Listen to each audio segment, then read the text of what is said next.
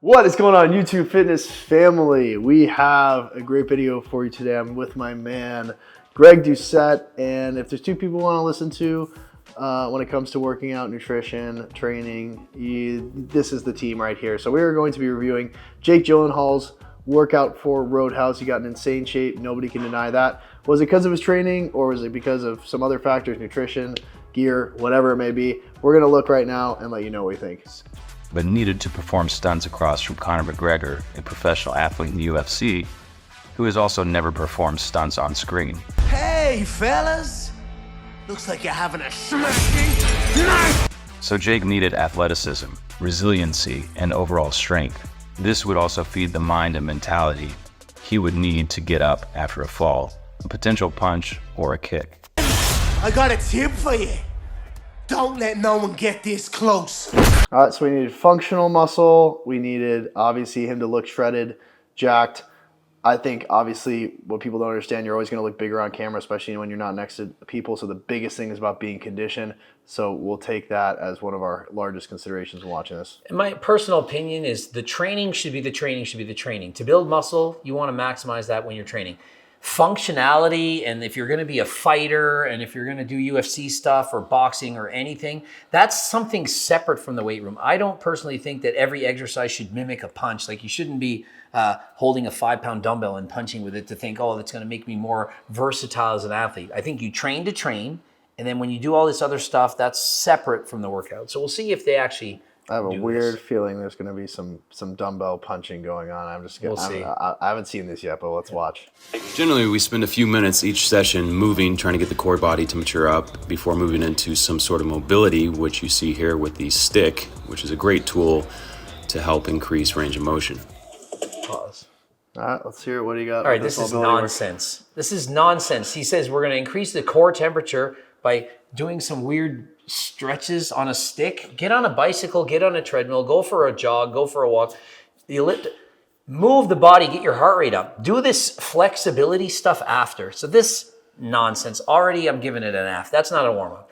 All right. It's coming in hot. Yeah, I think static stretching is usually better when the body's warm towards the end of your training session. And obviously, for me, when you're training, you should be working out the muscle, like warming up the muscle groups that you're actually going to be training. So if you, let's say you're working out, if you're training back, I want to see you training like some small sets, warm-up sets for your back specifically. So if you're going to start with, let's say, a pull-down movement, I'd love to see you do 1, 2, 3 sets of pull-downs. You could even start with a 5-minute incline treadmill walk to get a little sweat going, get the body primed for exercise, but this is just not it. This got 6 million views. Is an amazing piece of equipment. 6 million views. 6 million views. Number one comment, you dropped this, king. It's a syringe. I love those We'll get into that a bit later. Proteus is an amazing piece of equipment used mostly by performance centers to help train athletes in every plane of motion and also to help increase power production.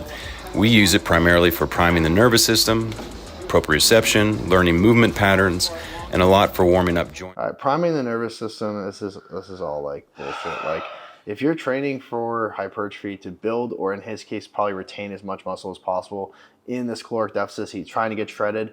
What we need to do is be as muscle protective as possible. This is a type of explosive training that's high output, high CNS tax, is not going to build muscle. It's not going to make you faster by any means. It's just a way to make it seem cooler with this crazy device.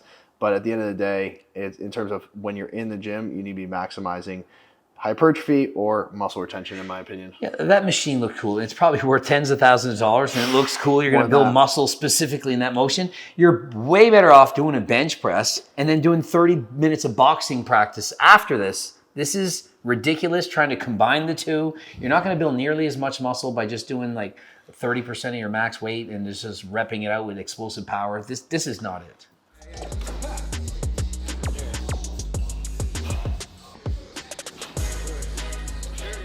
All right, so we started off with some cardio, which inevitably what it's going to do is dip into your glycogen source. When you're training, you want to use your muscle glycogen, which is this basically source of energy we use when you train. It's your basically muscles energy, basically battery pack, right? And so if you start draining your battery pack with twisting and doing all this explosive movement, inevitably you're going to be taxed when it comes to actually moving weight with control, with hypertrophic obviously goals. So at this capacity, like by doing it like this, you're just going to hinder your ability to train effectively after this, in my opinion. Yeah, he's taking away from his workout. He's actually making it harder to go hard. If you do all this cardio and this explosive stuff beforehand, you'll have less energy. You won't be able to push as hard. You'll get less muscle. And the goal should be to have the muscle. You can do this stuff after.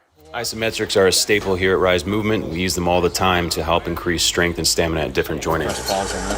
All right, isometric holds. I mean, there could be a decent amount. Let's say if you're doing a tricep push down, quad extension. It's not a terrible thing to add, but as we know, stretch bias is going to be pausing in a stretch position. Under load is going to be much more efficacious than pausing in an isometric position. Also, you should be focusing much more on the eccentric, meaning the negative portion of a movement, than you are on an isometric hold. Isometric holds, I think, are probably like a D tier type of technique. They're really, really heavily used in like celebrity workouts, kitschy workouts. I mean, that's why, you know, isometric holds are highly used in, let's say, Pilates. Are you going to be building a ton of muscle in Pilates? Are you going to, no, you may be improving core strength, mind muscle connection, but you're not going to be building muscle. So for me, it's not a very good way to be using your time in the gym. Yeah, think of it. Can you build muscle doing this? Yes. So think of it. I hold myself here and I flex. I hold myself here and I flex. Look at that vascularity, bro. Can we please just get a like close up? And so if we keep doing this, that's all I can think about. It's going to work, but it's twice the work of doing an actual curl. So yeah, why do this when you can just do that? It's just as a slower, more time-consuming, more difficult way of getting jacked. I'm blown away by your vascularity just sitting here. I think it's from those carbs, those wraps. Whatever it is, just keep doing it. I'm not gonna lie, it's from this. What is it? Acti Builder? It could be. I don't know. Or did you take your juice? I did take 3 of these and 3 of these today. Oh wow! It certainly makes me drier in the gym. Like for me, Turk Builder. No, I'm not bullshitting. If you're lean and you take this, you're gonna look leaner in a day. It absolutely gets your body more shredded, more jacked than last time. Get it out. Get it out. Absolutely. Oh my God. Get to Why it. is there so many packaging in here? I take 3 a day now. I worked up to it. It says 1 to 2. I started with 1, went to 2. I want to just be Coach Greg. I did 3. Don't take it before bed. You won't sleep. Great. It's hardcore, and don't take it if you're a teenager. It's for older people. The sets that we do are time sets. We try to keep his work capacity up, keep him moving, keep him sweating, keep burning fat. We still want the heavy stimulus, so we do a lot of heavy sled work. Is he acting like The Rock? They're great actors. He's on a sled, and he's just pushing a sled. This is your workout. You're paying, what, $1,000 an hour to get trained, and he puts weights on a sled, and you push it across a rug.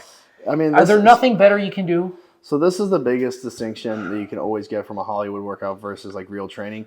Stick to strength training with good, solid movement patterns that are known to build muscle. Squats, split squats, leg press, pendulum, vertical leg press, quad extension, hamstring curls, RDLs. There's 1,000,001 great leg exercises that are not sled pushing, because what you have to think is you might get some good glute drive with a sled push, but you're really getting very minimal knee flexion. You're not getting much stretch out of the quad. You're not getting almost any hamstring activation whatsoever.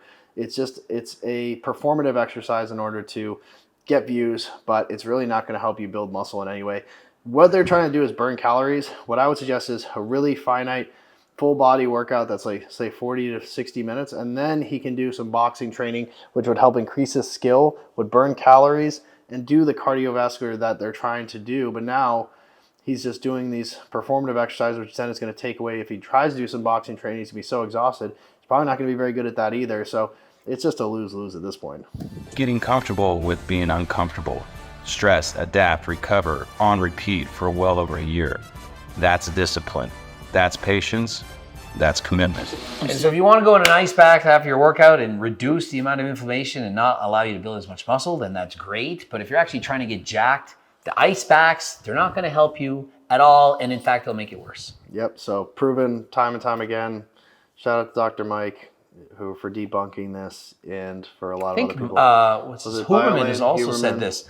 Separated by at least 4 hours, because the inflammation when you lift weights is actually one of the things that cause your muscles to grow. And so if you don't want to reduce it right after your training, you're not going to grow. We always keep the heavy primitive work one way, shape, or form, whether it's squats or deadlifts, and the variations thereof. We want to keep the muscle coordination at a high.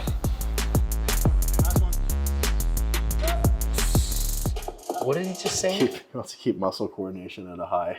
Heavy primitive movements. Heavy primitive safety bar squats. Blast your legs without challenging shoulder mobility. I mean, Safety bar squats are great. I have this machine or whatever you want to call it, bar at my house. I think it's a great exercise to do. I'd highly recommend it. Way better than pushing a sled.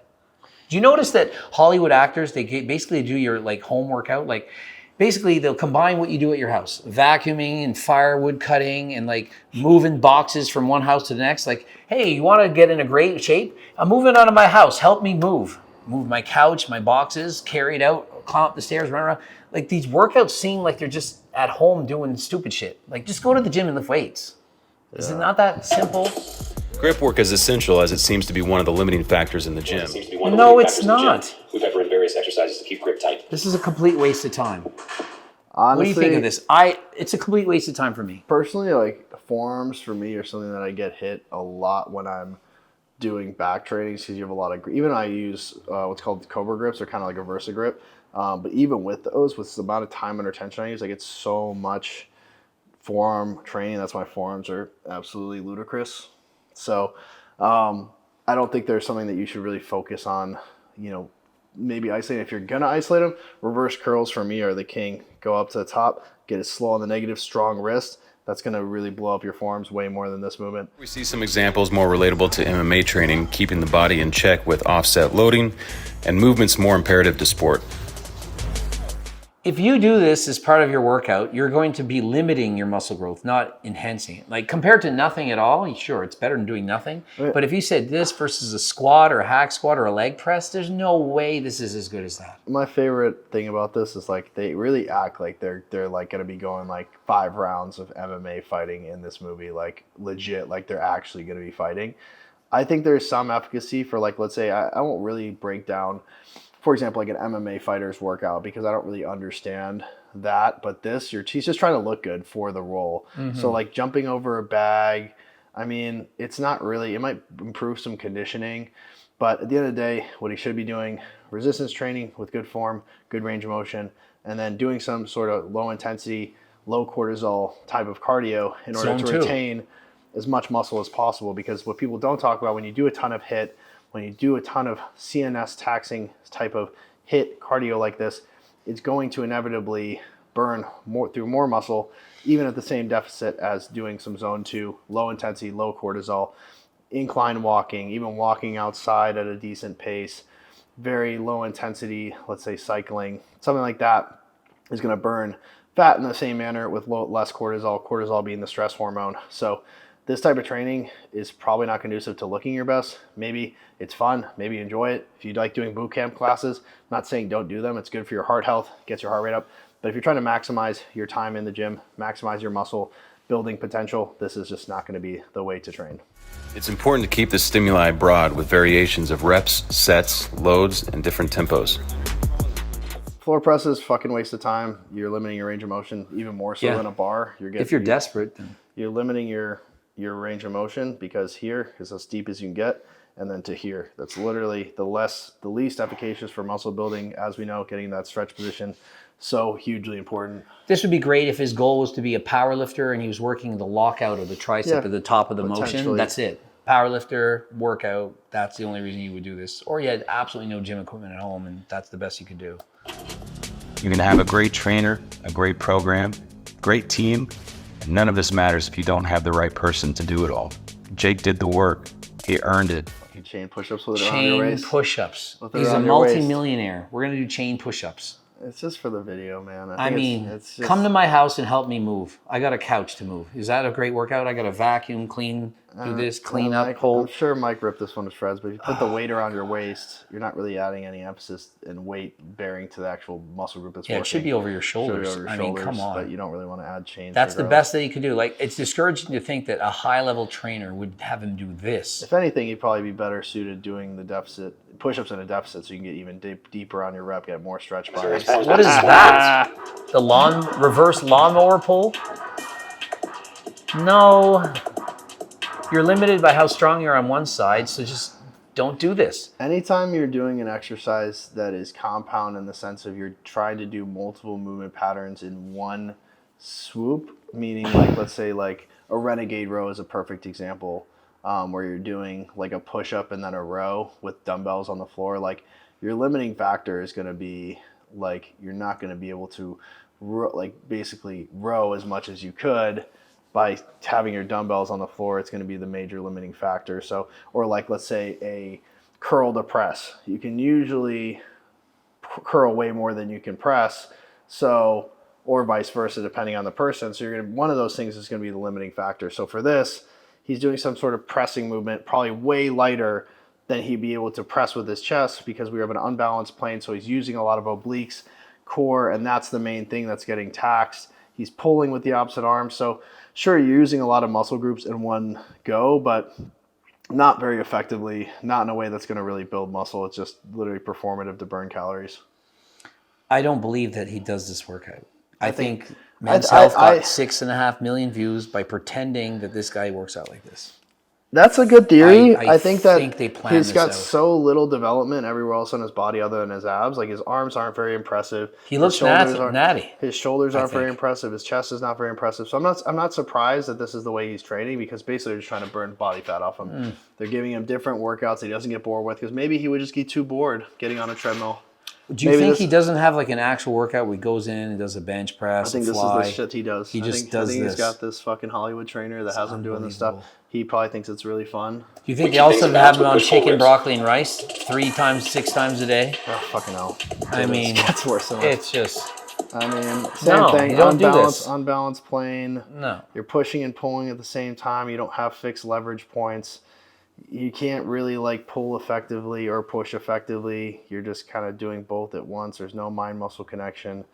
It's just terrible. You can't make it up. Followed by my favorite, some primitive climbing sprints to finish him off. Oh, yep. Some more fucking HIIT cardio. This is just not what you would do. I can't watch it anymore, No. guys. It's fucking boot camp. It's an F. It's an F. As in, wake the up, like Eddie would say, and this is shit. Yeah, and that's what Eddie should start reviewing workouts. It's tough because like I think a lot of people think this is like how you work out, and especially it's tough because a lot of like people that have limited time to work out thinks this is the way to work out. And what's really going to happen is you're going to have a like 9-to-5 job. You maybe have kids. You watch this and you're like, wow, like that's how I should be working out. Now you're going to do this after a long day. You get just destroyed in 60 minutes. And then you go home and you try to be present for your family, your CNS taxed. You've not built an ounce of muscle. You probably lost muscle during this training. It's very high cortisol. So you've got prolonged stress from your workday. You get super crazy acute cortisol from this insane workout where you're trying to kill yourself. You don't build any muscle. You're burning calories, but you're probably then gonna go home, be so hungry and probably eat way more than you burn in that 60 minutes. It's pathetic. I feel bad for people. I don't feel bad for people. I feel bad for Men's Health for putting out misinformation like this, thinking like this is the way to get shredded. I'm not saying this is not how he trains. I'm not saying this isn't one way to do it. It's just the way they present information from these Hollywood trainers who say like this is the best way to like build muscle and get shredded at the same time. It's fallacy, it's myth. And it makes me kind of upset to even watch it. Yeah, it's right up there with those chicken, broccoli, and rice. Do 2-a-day workouts, eat 5,000 calories on a bulk, and you get shredded and jacked for whatever superhero role you're in. And I feel like this is right up there with that kind of misinformation. Yeah, so if you guys want real information, make sure to subscribe to our channel. Also, head over to the HCLT site for actual really amazing supplements. They were mentioning some BS crappy protein in the obviously video, but if you guys want the best supplements, especially GO2 Max Turk Builder, I just took that right now. I'm about to go crush some legs. Wish me luck. Also, I have some amazing stacks on there, and also I have a free training ebook, 12-week build muscle, less bullshit than this. Probably something I put a lot of work into. With movement patterns and exercises you can do in almost every commercial gym or gym in general. And it has a 3, 4, or 5-day training split, completely free. Go to the website, get that. And then if you're interested, I've got these amazing bundles for HCLT supplements. You get insane discounts on my bulking stack, my cutting stack, pre-workouts, whatever it is, we got crazy discounts for you. Go and check out the site. And if you have no money, get a loan. No, I'm kidding. You can get a free diet and training program, become one of the 300,000 plus newsletter subscribers on the website. Don't forget about the cookbooks, training books, coaching plans by me and my team. You can get all this stuff on the website. Watch the bloops. And until next time, I'm out.